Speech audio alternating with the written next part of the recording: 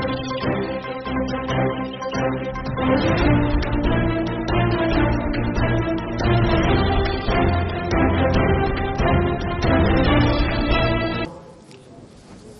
इस पत्रकार वार्ता में सभी पत्रकार बंधुओं का, फोटो जर्नलिस्ट का स्वागत है।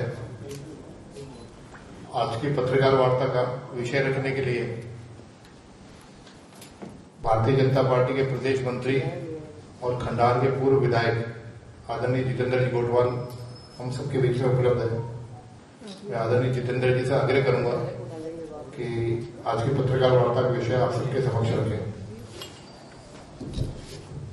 नमस्कार मेरे साथी पंकज जी। आज की पत्रकार वार्ता बेसिकली कांग्रेस के अंदर कांग्रेस के विधायकों द्वारा दलित अत्याचार के मामले को लेकर जो बार बार कमेंट्स किए जा रहे हैं, जो वास्तविकता उनकी सरकार के विधायक ही उनके सामने रख रहे हैं, वो सच्चाई जो इस सरकार में देखने के बाद यहां तक कि विधायक इस्तीफा दे देते हैं। आपने देखा होगा पन्ना चंद जी मेघवाल, खिलाड़ी लाल बैरवा जी, वेद प्रकाश जी बार बार सरकार के ऊपर कमेंट्स करते हैं कि ये सरकार दलित विरोधी है। यहां तक कि मुझे एक घटना याद आती है जुलाई में, जिसमें माननीय सचिन पायलट जी ने भी कहा कि जितने दलितों पर अत्याचार हो रहे हैं इस सरकार में, ये सोचने योग्य है, इसकी चिंता करनी चाहिए। और अब जो वर्तमान परिस्थितियां बन गई है, 26,900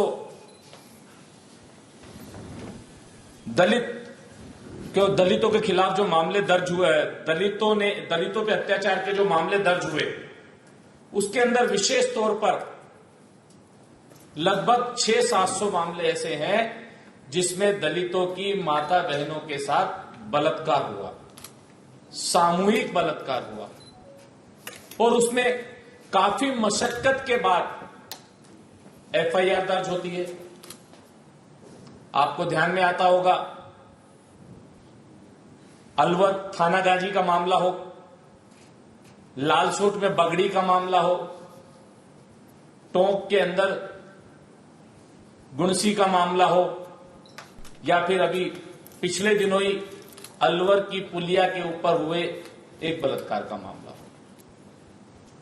जब भी सरकार से हमने मांग की कि ये दलित विरोधी सरकार या तो इस तरह के मामलों की सीबीआई जांच कराए, अन्यथा पारदर्शी जांच करे, उन्होंने हमारी बात को अनदेखा किया। और आज परिणाम स्वरूप कांग्रेस के ही विधायक कांग्रेस के सामने खड़े हैं और वो दलित विरोधी सरकार बताने पर इस सरकार को विवश हैं। जबकि राजस्थान के अंदर 2021 के अनुपात को देखें हम तो 12.94% मामलों में बढ़ोतरी हुई है, और पूरे देश का देखें तो 1.2 मामलों में।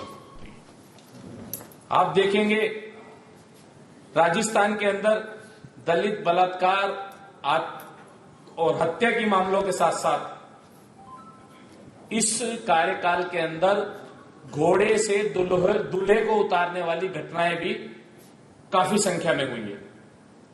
और हम लोग अखबार में पढ़ते हैं, आप लोग कहेंगे तो मेरे पास उसकी भी समरी है, मैं उसकी भी जानकारी आपको देने की कोशिश करूंगा। और दलित छात्र अगर कहीं खाना बना देता है किसी विद्यालय के अंदर, तो उस खाने का बहिष्कार किया जाता है और प्रशासन द्वारा उस पर कोई कार्रवाई नहीं होती।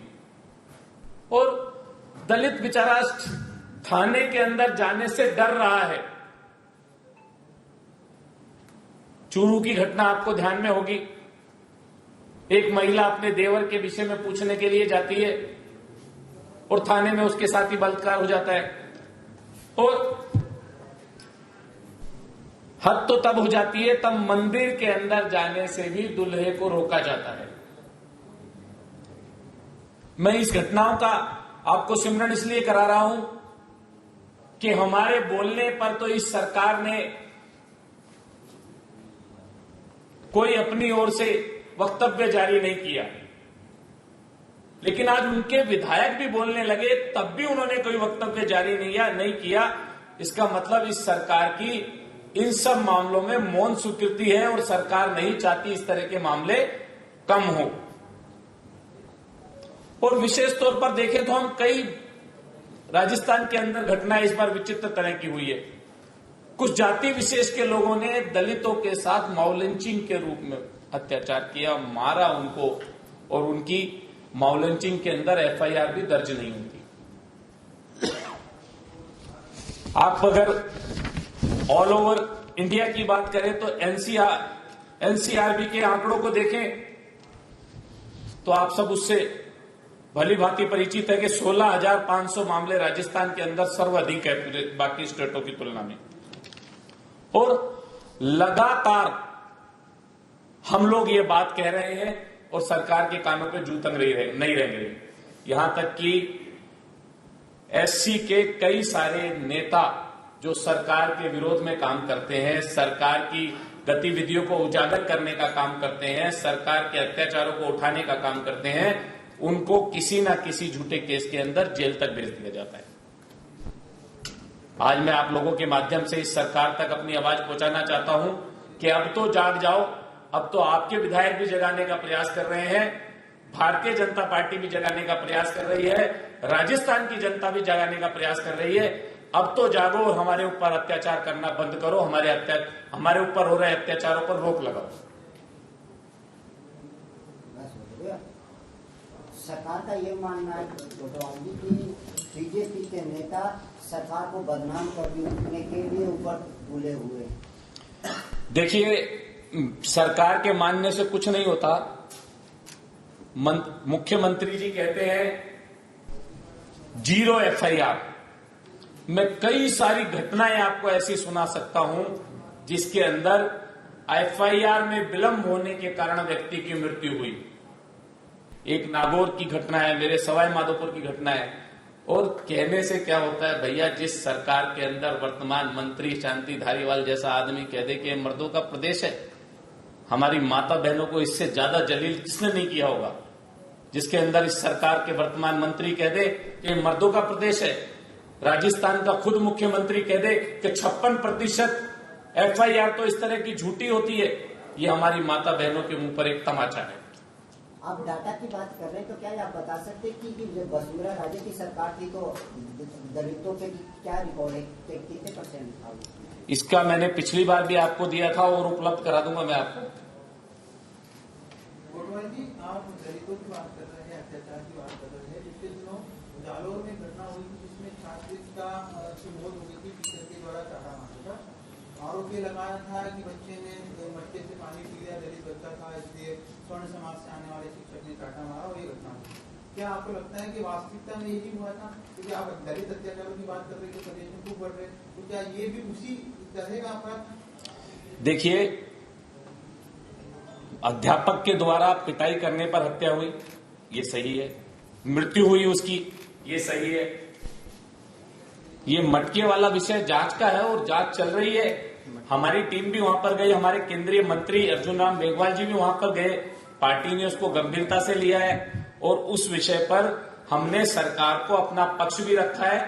और जैसे ही जांच की रिपोर्ट हमारे पास आएगी, पार्टी के पास आएगी और सरकार के पास आएगी, हम उसको फिर से बात करेंगे। सवाल यही है जी, जांच पूरी नहीं हुई इसलिए आप उस बारे में कुछ नहीं बोल रहे, और ऐसे कई प्रकरण होते हैं जिसकी जांच चल रही है, तो फिर ऐसे दोहरा मापदंड हमने उन्हीं प्रकरणों की बात करी है जिनकी जांच लगभग पूरी हो गई है। सभी की जांच पूरी होगी इसके लिए आप बोल रहे हो? लगभग हो गई है और जिनकी नहीं हुई उनके तथ्य हमारे पास आ गए हैं, उसकी बात की। तो मतलब इस बारे इसके तथ्य अभी तक हमारे पास आए नहीं है, जैसे ही आ जाएंगे तो आपकी बात का जवाब देंगे। बीजेपी कोई ऐसा भी मुद्दा उठाएगी यदि तो पुलिस की जांच चल रही होगी तो फिर बारे में कुछ नहीं बोलेगी। जितना जब तक पूरे विषय की जानकारी नहीं हो रही, मुझे लगता है कि नहीं बोलना चाहिए। वैसे लंबी पे पूरी तरीके से चुका है भाजपा, केवल बयान दे देते हैं के अंदर, और देश के हालात हैं ग्राउंड लेवल पर जाकर देखिए हजारों की संख्या में मौत हो रही है गायों की। कई जिलों के हालात खराब हैं देखिए, राजस्थान की बात की जाए तो काउ सेस है, सबसे ज्यादा काउ सेस यहाँ से लिया जा रहा है, लेकिन उसके बावजूद भी हालात बेकाबू है। देखिए, कल मैं सवाई माधोपुर में था, 4,500 गाय हमारे जिले के अंदर भी लंपी से पीड़ित है और लगातार हमारे प्रदेश अध्यक्ष माननीय सतीश पूनिया जी और बाकी नेताओं ने भी सरकार से बात की। यहां तक कि हमारे कई विधायकों को हमारी पार्टी ने डायरेक्शन भी दिए कि विधायक फंड से पैसे देकर इस वायरस की दवाई उपलब्ध कराने में सरकार की मदद करेंगे। और आयुर्वेद के द्वारा भी कुछ उपाय बताए गए हैं जिसमें कई सारी चीजें हैं। कल हमने कई जिलों के अंदर हमारे पास जानकारी है, हमारी पार्टी के कार्यकर्ताओं ने वो लड्डू बनाकर गायों को खिलाना प्रारंभ किया। सरकार के ऊपर भी हमारी ओर से पूरा दबाव है और सरकार से भी हमारा निवेदन है, गौ माता हमारे प्रदेश में, हमारे देश में पूजी जाती है, गाय को हम भगवान का रूप देते हैं। कम से कम ऐसे मामले को तो सरकार गंभीरता से ले। अभी थोड़ी देर पहले मैं एक ट्वीट देख रहा था जिसके अंदर वायरस से पीड़ित गाय के शरीर से कीड़े गिर रहे थे। मेरे मन में इतनी पीड़ा हुई कि मैं इतना दुखी हुआ, इससे इतना व्यथित हुआ कि अगर मेरे बस में होता तो मुझे लगता है कि मैं शायद अभी हाथ के हाथ दवाई बनाकर सब जगह पहुंचाने का काम करता।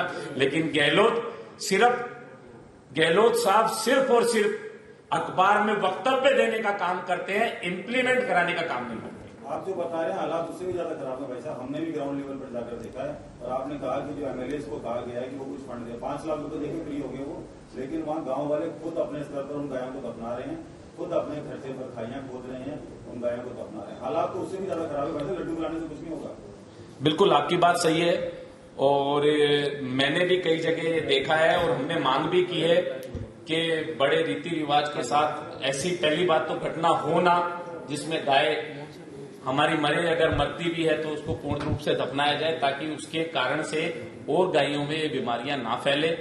और हमें सबको भी इस पे जागरूक रहना चाहिए और मुझे लगता है इस वायरस के लिए सरकार पर पूरी तरह से हम लोग जल्द ही एक अभियान भी चालू कर रहे हैं, एक बड़ा हम लोग कैंपेन चालू कर रहे हैं और हम खुद सड़कों पर उतरेंगे और गायों के उपचार के लिए अच्छी से अच्छी योजना बनाकर काम करेंगे। सड़कों पर उतरेंगे तो लाखों गाय वैसे। मैंने आपको कहा कि हमने लड्डू खिलाना चालू कर दिए, जो हमारे पास उपलब्ध है, जो सामग्री हमें बताई जा रही है, जो ट्रीटमेंट हमारे पास हम कर सकते हैं उसको करना प्रारंभ कर दिया।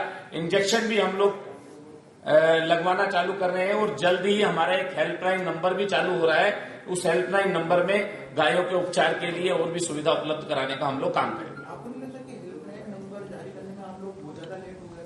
तमाम राजनीति कर ली आपने और आप लोग जारी करेंगे? देखिए, वो हेल्प नंबर जो हमारा है वो जल्द ही, मुझे लगता है कि आज ही चालू हो जाएगा और चालू होने के बाद ही उसकी जानकारी देते, इसलिए मैंने आपको उससे पूर्णतः अवगत नहीं कराया। कांग्रेस के कई विधायक नाराज है, कौन से ऐसे विधायक नाराज है जो बीजेपी के संपर्क में भी है? ये संपर्क करने का काम मेरा नहीं है, बड़े नेताओं का है। धन्यवाद। गाय और दलित दोनों मुद्दों के ऊपर बात हो रही है। गायों पे भी अत्याचार हो रहा है और दलितों पे भी अत्याचार हो रहा है। गाय जैसे ही तो बोले वो भी भैया, दोनों है ना बोले। हाँ। भारतीय जनता पार्टी विपक्ष होने के बावजूद भी इन दोनों मुद्दों को राज्य स्तर पे कोई बड़ा मुद्दा क्यों नहीं बना पाई? क्यों भारतीय जनता पार्टी हर मुद्दे में विफल नजर आ रही? देखिए, भारतीय जनता पार्टी ने जब भी इस तरह का इशू हुआ, अलवर की घटना मुझे याद है, हमने 20,000 लोगों के साथ प्रदर्शन किया। मैंने खुद 5,000 लोगों के साथ विधानसभा का घेराव किया। हमारे प्रदेश अध्यक्ष ने कई बार पुलिस की लाठियां खाई है। आप ये नहीं कह सकते भारतीय जनता पार्टी सड़कों पर आकर आंदोलन कर रही है।